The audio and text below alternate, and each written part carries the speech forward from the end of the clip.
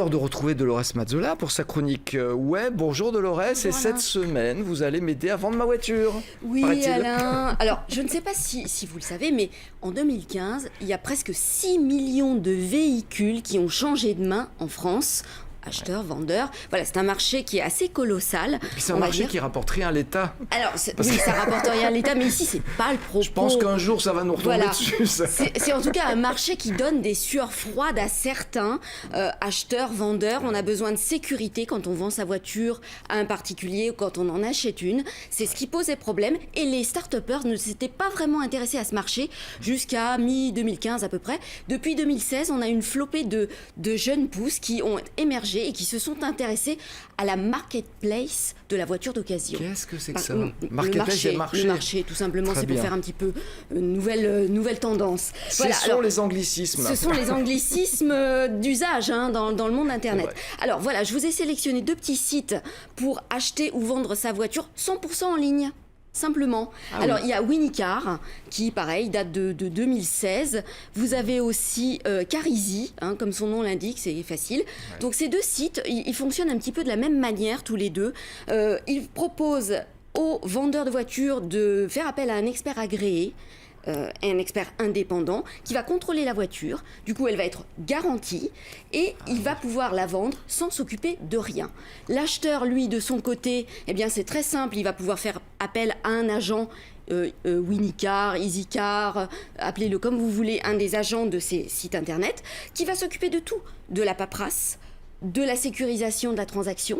Oui, parce que même les chèques de banque ne sont pas sûrs. Voilà, on le sait aujourd'hui. Exactement. Il y a des faux chèques de banque. Donc, pas de risque par rapport à ça. Donc, vous avez un agent vers lequel vous pouvez vous tourner. Vous n'avez même pas à bouger de votre fauteuil avec ces startups.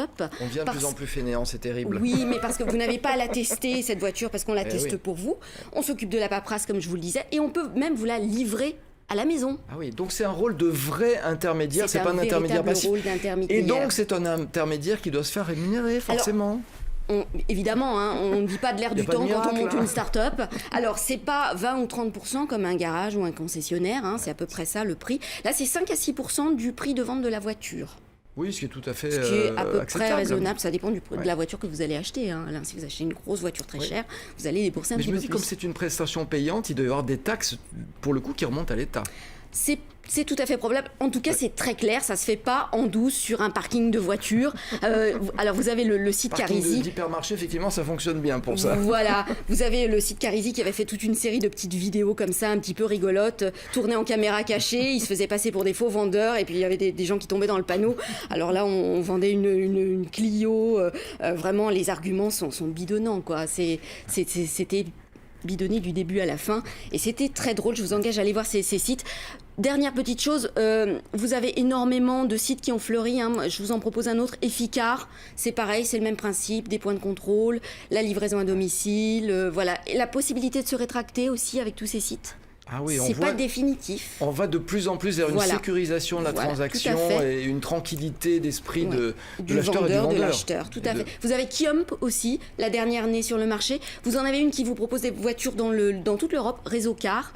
Et si vous avez déjà la voiture de vos rêves, admettons, vous connaissez déjà la personne qui vous la vend, mais vous avez juste un petit souci avec la transaction et les bons comptes faisant les bons amis, vous pouvez passer par Paycar.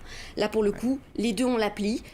Vous payez, ça coûte 20 € par personne, on envoie l'argent sur la plateforme et on valide la transaction. Voilà, c'est juste pour sécuriser la transaction. Voilà, simplement. Très bien, merci beaucoup. Dolores.